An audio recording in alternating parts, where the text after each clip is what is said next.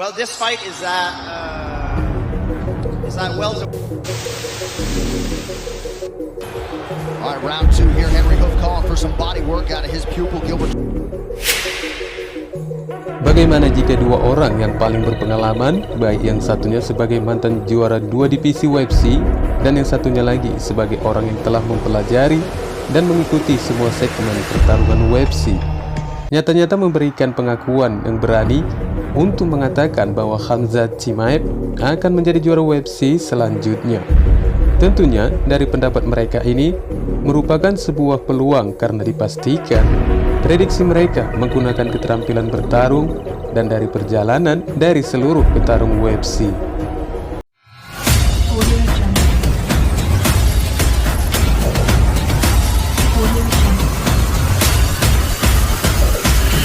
Audio Jungle.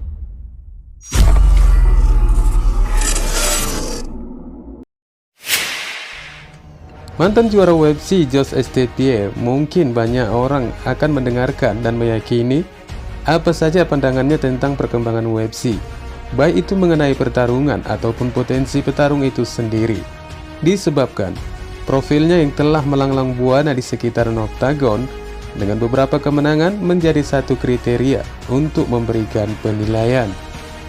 Jelas saja, karena baru-baru ini GSP memberikan pandangannya terhadap potensi pertarungan Khamzat Chimaev melawan Nate Diaz, seorang petarung Swedia kelahiran Chechnya, berhadapan dengan bintang UFC yang telah memiliki jam terbang yang terbilang fantastis dengan memiliki hype yang juga diperhitungkan.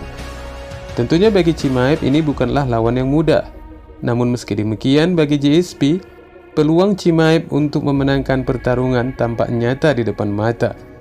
Karena bagi petarung Kanada ini, Chimaev sangat berpeluang menjadi juara UFC selanjutnya untuk divisi kelas welter. Georges St-Pierre mengungkapkan pandangannya ini di saat acara tanya jawab dengan para atlet untuk UFC Paris dari pertarungan Cyril Gane melawan Tai Tuivasa yang akan digelar pada hari ini, di mana Rush mengatakan jika dia harus bertaruh untuk pertarungan itu, maka dia akan membawa peluang dan dukungannya buat Khamzat Chimaev, seperti yang dikatakannya berikut ini. Well, this fight is that welterweight. I think it favors the odds will be towards Chimaev. I think it favors him because of that. However, Nate Diaz, you can't never count him out. He's very well-rounded. He's very durable, and it will take a lot to try and to put him away. Khamzat, it's going to be a tough challenge because he only went the distance in his last fight, I believe. So, and I think he grew incredibly from that fight. He learns a lot. So I think we're going to see a better version of Khamzat, still better than what he was. So it's going to be an interesting fight. But if I would have bet on that fight, of course, I would have to go with the odds and favor Khamzat Chimaev. Tampaknya Pierre lebih mendominasikan peluang bagi Khamzat setelah kemenangan The Boss dari pertarungan terakhirnya melawan Gilbert Burns sebagai barometer untuk menyingkirkan Nate Diaz. Meskipun Khamzat gagal memberikan penyelesaian kepada Durinho, Georges St-Pierre tentu tahu satu atau dua hal tentang kejuaraan kelas welter dan percaya Khamzat Chimaev memiliki alat untuk mencapai puncak divisi. Dan selain GSP, ada lagi pandangan berikutnya yang datang dari komentator kawakan UFC Joe Rogan, yang juga memberikan perincian yang sama dengan menyebutkan bahwa Chimaev memiliki peluang untuk memenangkan potensi pertarungannya dengan Nate Diaz. Rogan mendefinisikan ini pada acara This Past Weekend bersama Devon dan mengatakan Khamzat Chimaev adalah pembunuh raja dan manusia yang menakutkan, tapi dia sangat baik dan tampak sangat besar.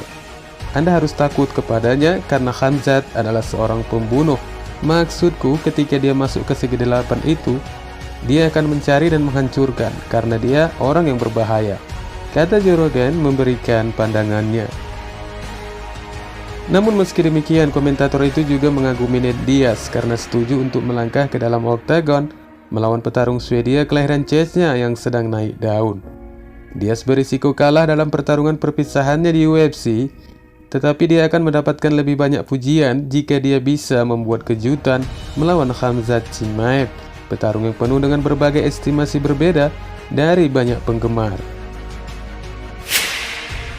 Beralih kepada pertarungan UFC Paris yang digelar hari ini, dalam acara bersejarah untuk pertama kali di negara itu, akan dipimpin oleh Cyril Gane dari Prancis yang menghadapi Tuivasa dalam pertarungan di kelas berat. Selain itu ada juga 5 petarung yang berasal dari Prancis dan 7 petarung yang melakukan debut UFC mereka. Dan salah satu petarung yang menggelar debutnya dalam acara itu pantaslah diucapkan selamat datang buat Abu Sufyan Magomedov yang sebelumnya direncanakan akan melawan Mahmoud Muradov, tetapi potensi itu akhirnya diubah dan sekarang dengan melawan petarung Amerika Dustin Stolfus. Tidak ada cukup banyak pembahasan tentang debut Magomedov yang akan datang hari ini, namun beberapa orang mungkin lupa bahwa Magomedov berada di final untuk memenangkan nilai jutaan PFL pada tahun 2018. Namun Sufyan hanya dapat terpana menikmati kekalahan KO-nya dalam waktu kurang dari 1 menit ketika melawan Luis Taylor. Namun meski demikian, Magomedov adalah favorit untuk pertarungannya hari ini karena peluang kemenangan kemungkinan akan diraihnya, baik dari segi bertarung maupun dari jam terbangnya yang memiliki banyak pengalaman bertarung di beberapa kompetisi yang bagus. Magomedov berpengetahuan luas dan Abus lebih sering melihat dominasi serangannya pada kaki untuk mengambil kendali. Selain itu dia juga benar-benar pandai mengendalikan pertarungan pada jarak yang disukainya.